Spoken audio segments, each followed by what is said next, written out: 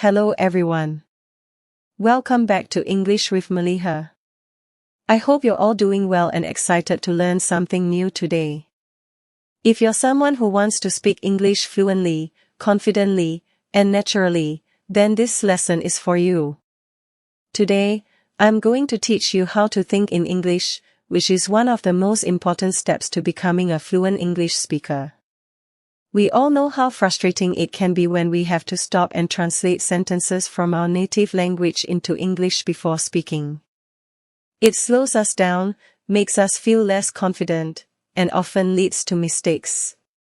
Wouldn't it be amazing if you could skip that translation process and just think in English from the start? Well, I'm here to tell you that it's possible. By following 4 simple stages, you can train your brain to think directly in English. Trust me, this will make a huge difference in how you speak. Let's get into today's lesson, how to think in English. Stage 1. Think in verbs, the power of action words. The first stage of learning to think in English is to focus on verbs. Verbs are action words in a sentence, they describe what's happening. But why do we start with verbs? Because action is all around us. If we can think about what's happening in English, we can start forming sentences in our heads more quickly.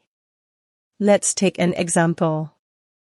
Imagine you're walking through New York City, specifically in Central Park. You see people everywhere, all engaged in different activities. What are they doing? Some people are running, others are talking. You see a dog chasing a ball, and someone is feeding pigeons. These actions are described using verbs: run, talk, chase, feed. By observing the actions around you, you can start thinking about them in English. This process of observing and identifying actions is something you can do anywhere, whether you're standing at a bus stop in London, waiting at a traffic light, or sitting in a cafe in Paris. For example, on a busy street in Tokyo, you might see people walking quickly, someone riding a bicycle, or a group of friends laughing. You can mentally note these actions in English: walk, ride, laugh. But what if you're at home, where there's not much happening? You can still practice thinking in verbs by imagining scenarios or using pictures. For instance, look at a photo of a family picnic. What actions do you see? Maybe they are eating, playing, or relaxing. Even when you're indoors, you can practice identifying actions by thinking about what you might do in different situations. Imagine you're in your kitchen, you might be cooking, cleaning, or washing dishes. Key practice tip. Set aside 5 to 10 minutes each day to practice thinking in verbs. Pick a different place each day and focus on the actions happening around you. As you do this regularly, you'll build the habit of thinking in English, and that's a powerful step toward fluency. Stage 2. Think in nouns, naming the world around you. Once you've practiced thinking in verbs, it's time to move on to nouns. Nouns are words that name people, places, things, or ideas. Just like verbs, nouns are everywhere. Everything around you has a name.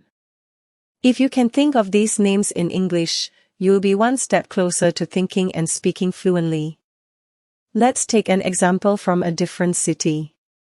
Imagine you're in Sydney, Australia, standing by the famous Sydney Opera House. As you look around, you see the building, the harbour, and many tourists taking photos. You also see a boat in the water and a few seagulls flying above. Each of these is a noun: building, harbour, tourists, boat, seagulls. It's important to practice thinking in nouns wherever you are. If you're at a market in Delhi, India, you might see fruits, vegetables, spices, and vendors. These are all nouns that describe the objects and people around you. Even if you're just sitting in your room, you can look around and identify nouns. For example, you might see a table, a chair, a book, and a laptop. Another great way to practice thinking in nouns is to describe what you're carrying with you. What's in your bag? Maybe you have a phone, some keys, and a wallet. If you practice naming these objects in English, it will soon become second nature. Over time, this will help you think faster and more clearly in English. Key practice tip. Spend a few minutes each day naming the objects around you in English. Whether you're outside, at home, or even traveling, challenge yourself to identify everything in English. For instance, if you're visiting Barcelona, Spain, look around and name things like buildings, bicycles, cafes, and tourists. The more you practice this, the more your brain will automatically think in English. Stage 3. Think in sentences, connecting verbs and nouns. Once you're comfortable thinking in verbs and nouns, it's time to move on to the next step, thinking in sentences. This is where you start putting verbs and nouns together to describe what's happening around you in full sentences. At this stage, it's important to start simple. Don't worry about making long, complicated sentences. Just focus on creating short, clear sentences that describe what you see. For example, if you're in Cape Town, South Africa, looking at Table Mountain, you might say, "The tourists are climbing the mountain. The sun is shining. The wind is blowing." These sentences are simple, but they allow you to practice thinking in complete sentences. Now let's imagine you're in Toronto, Canada, sitting in a park. What's happening around you? You could describe the scene like this. A family is having a picnic. The children are playing with a ball. The birds are flying in the sky. As you become more comfortable, you can start making your sentences longer. For example, if you're in Berlin, Germany, walking near the Brandenburg Gate, you might say, "A group of tourists is taking pictures of the monument. Some of them are listening to their tour guide, while others are checking their maps." This sentence combines multiple verbs and nouns, giving a fuller description of the scene. The goal here is to get used to thinking in sentences, instead of just words. This will help you when you're speaking, as you won't have to stop and think about each individual word. Your brain will automatically form sentences in English. Key practice tip. Every day, take 10 to 15 minutes to describe your surroundings in sentences. Whether you're at home, in the office, or walking through a new city, try to form complete sentences in your head that describe what's happening. For example, if you're in a cafe in Rome, Italy, you might say, "The waiter is serving coffee. Two friends are chatting at the next table. A couple is reading a menu." This practice will make thinking in English much more natural. Stage 4. Think in paragraphs, bringing it all together. The final stage is to move from thinking in sentences to thinking in paragraphs. This means describing everything around you in more detail, telling a full story, or creating a more vivid picture of the scene. Imagine you're visiting the Great Wall of China. Here's how you might describe it in a paragraph. "I'm standing on the Great Wall, and the view is incredible. The mountains stretch out as far as I can see, and the wall winds its way across the landscape. There are tourists all around me, taking pictures and walking along the wall. I can hear people speaking in different languages, and there's a cool breeze blowing through the air. The steps are steep, and the stone is worn from centuries of use." In this paragraph, you've combined everything: verbs, walking, speaking, nouns, tourists, mountains, wall, and sentences to create a full description of the scene. By practicing this, you'll start thinking in English more naturally. You won't just be forming short sentences, you'll be able to describe things in full detail. Let's take another example. Imagine you're walking through a bustling market in Istanbul, Turkey. You might describe the scene like this. The market is filled with people, all busy shopping and bargaining with the vendors. I can smell the spices in the air, and the bright colors of the rugs and textiles catch my eye. A man is selling tea from a cart, and groups of tourists are taking photos. The sound of people talking and laughing fills the air, and the atmosphere is lively and energetic. When you practice thinking in paragraphs like this, you are training your brain to describe events and scenes in full detail, without stopping to translate from your native language. This stage is essential because it helps you not only think in English but also express your thoughts in a more coherent and fluent way. By focusing on forming paragraphs, you can talk more naturally and at length, which is key when you're aiming for fluency. Let's take one more example to practice. Imagine you're sitting in a cozy cafe in Amsterdam, Netherlands. Here's how you might describe the scene in a paragraph. I'm sitting at a small table by the window, sipping my coffee. The cafe is warm and inviting, with soft music playing in the background. Outside, I can see people riding their bicycles along the canal. The sky is cloudy, and it looks like it might rain soon. Inside, a few people are reading books, and a couple is chatting quietly over their breakfast. The smell of freshly baked bread fills the air, and the atmosphere is calm and peaceful. In this paragraph, you've combined all the elements, verbs, nouns, and sentences, to create a vivid picture of the scene. This is the final stage of thinking in English, where you can describe situations in detail, just as you would in your native language. Language practice. Describe your day in a paragraph. Take a few minutes to describe your day in a paragraph. Start from the moment you woke up and think about everything that happened. What did you do? Where did you go? Who did you meet? Try to describe it all in English. For example, today was a busy day. I woke up early and went for a walk in the park. The weather was nice, and I saw a lot of people exercising. After that, I had breakfast at a small cafe. I ordered a cappuccino and a croissant. Later, I went to work and had a meeting with my team. We discussed our new project, and everyone had great ideas. In the evening, I met a friend for dinner at a restaurant. We had a great time catching up and talking about our week. This type of daily practice will not only help you think in English but also improve your ability to recall and describe events in detail.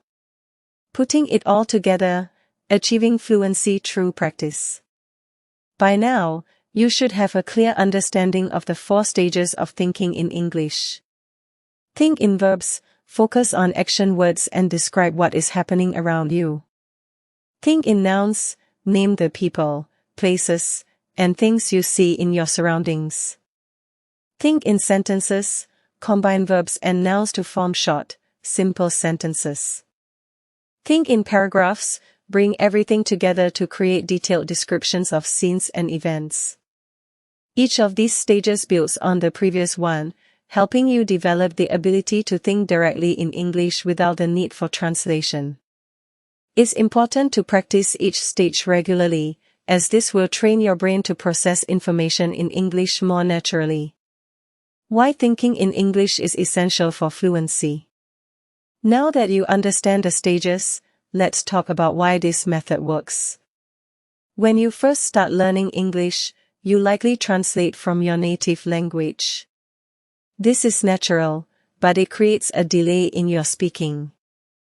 Instead of speaking smoothly, you have to pause and think about what to say, which can make you feel less confident. By practicing thinking in English, you eliminate that translation step. Your thoughts will naturally form in English, making your speech faster and more fluid. When you can think in English, you also find it easier to have conversations, express your ideas, and respond quickly in discussions. For example, imagine you're at a job interview in London, and the interviewer asks you to describe a challenging situation you faced at work. If you're thinking in your native language, you might need a moment to translate your thoughts into English. But if you've trained yourself to think in English, you can respond immediately and confidently, without hesitation. The same goes for everyday conversations, whether you're chatting with friends, giving a presentation, or even ordering food at a restaurant. Being able to think in English will make the process much smoother. Practical exercises to help you think in English. Now that you've learned the 4 stages, here are some practical exercises you can do to improve your ability to think in English. Daily observations. Spend 10 to 15 minutes each day observing your surroundings and describing them in English. Whether you're on the bus, at the park, or walking through your neighborhood, challenge yourself to describe everything you see using verbs, nouns, and sentences. Describe a photo. Find a photo from a magazine, website, or your own photo album. Look at the picture closely and describe everything you see in English. For example, if you're looking at a picture of a beach, you could say, "The sand is white, and the water is crystal clear.